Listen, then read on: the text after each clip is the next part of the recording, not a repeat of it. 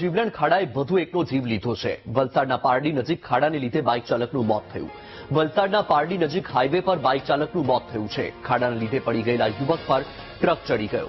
ખાડાને કારણે થયેલા અકસ્માતમાં યુવકનું ઘટના સ્થળે જ મોત થયું છે। જુજવા ગામના કનુભાઈ પટેલ વાપી ખાતે નોકરીએ જઈ રહ્યા હતા। હાઈવે પર પડેલા ખાડાઓના કારણે અકસ્માત વધતા લોકોમાં રોષ છે।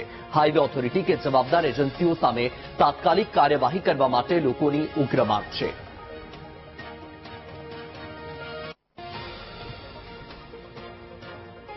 તો આ દ્રશ્ય તમે જોઈ રહ્યા છો વલસાડ હાઈવે પરથી સામે આવ્યા છે કે જ્યાં રોડ પર ખાડા પડી ગયા છે અને અકસ્માત થઈ રહ્યા છે અને તેના કારણે લોકોમાં રોષ છે।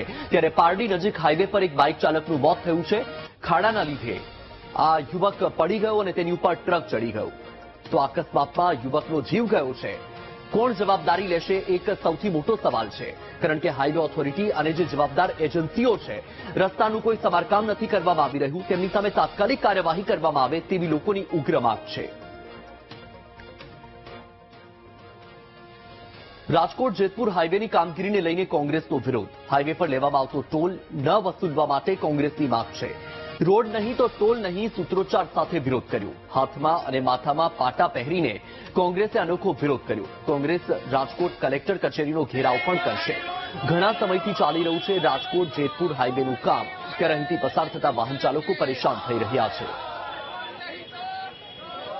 કોંગ્રેસ દ્વારા વિરોધ કરવામાં આવી રહ્યો છે, અનોખો વિરોધ છે।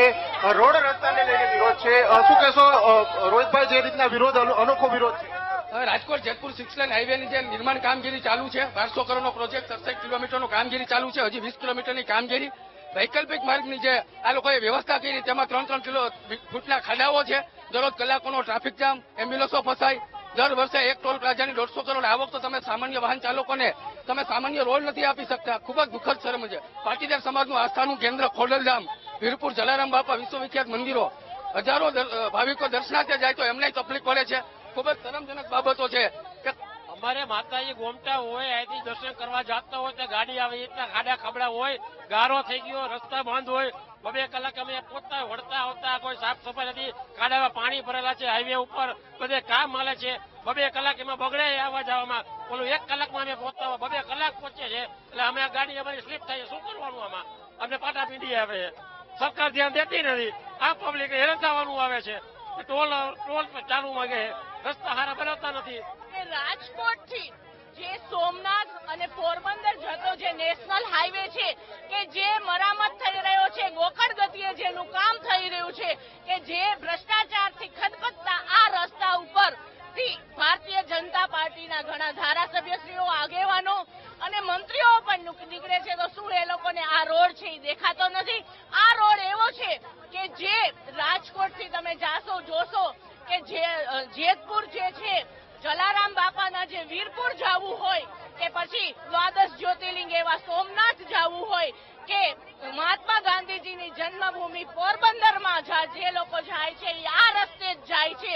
કે જ્યારે પ્રજા પોતે કાળા પરસેવે જ્યારે પોતાના પૈસા કમાય છે અને એની આજે ગાડીઓને લઈને જ્યારે નીકળે છે ત્યારે એક્સિડન્ટના ભય બને છે અને ગાડીઓ જ્યારે બગડે તો આ સરકાર કોના માટે ટોલ નાકા ઉઘરાવે છે? શેના માટે ટોલ નાકા રાખે છે? જ્યારે તમે પૂરી સગવડતા આપી નથી શકતા પ્રજાને તો તમારે કોઈ ટોલ નાકું ઉઘરાવવાનો તમારો કોઈ હક જ નથી। કેમ તમારા કોન્ટ્રાક્ટો છે?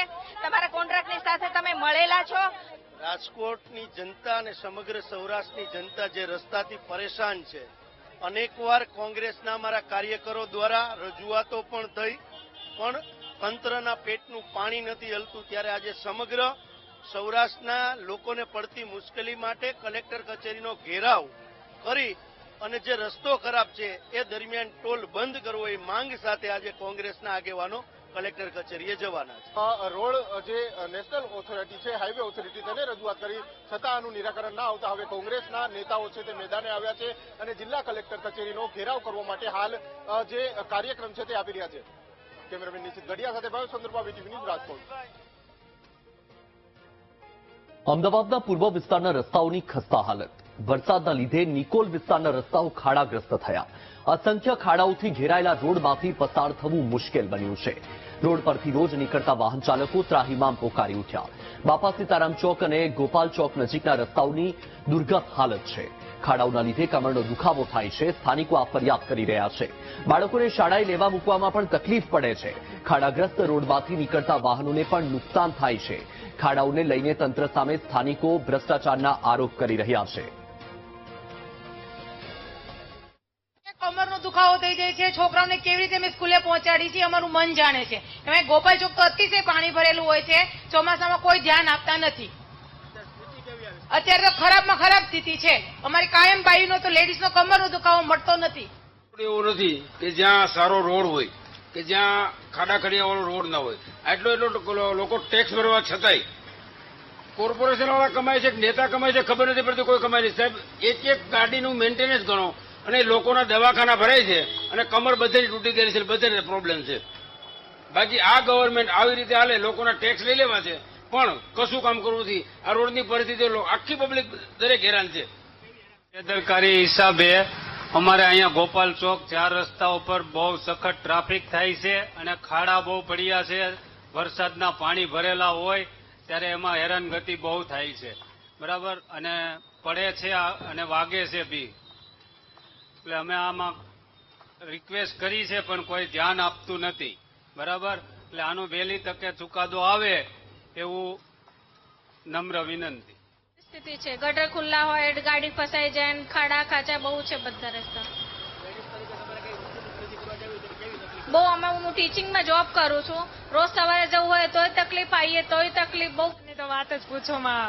રોડ અત્યારે ખરેખર એક વાત કહીએ ને કે ખરેખર સારા કરવાની જરૂર છે, કેમ કે બાળકોને લેવા મૂકવામાં પણ ઘણી બધી તકલીફો થાય છે. વરસાદ આવે ત્યારે પણ ઘણું બધું પાણી અહીંયા ભરાય છે. રહી છે બાપા સીતારામ ચોકે. અહીંયાથી દરરોજ અમારે આવવા જવામાં બહુ જ તકલીફ થાય છે, કારણ કે છોકરાઓને સ્કૂલે મૂકવા જવાના હોય ને તો બહુ જ તકલીફ થાય છે. એમ કે ખાડા જેટલા ખરાબ પડી ગયા છે ને કે 2-3 જણા બેઠા હોય તો નીકળતી જ નથી ગાડી. એમ કમરના દુખાવા પણ થઈ જાય છે.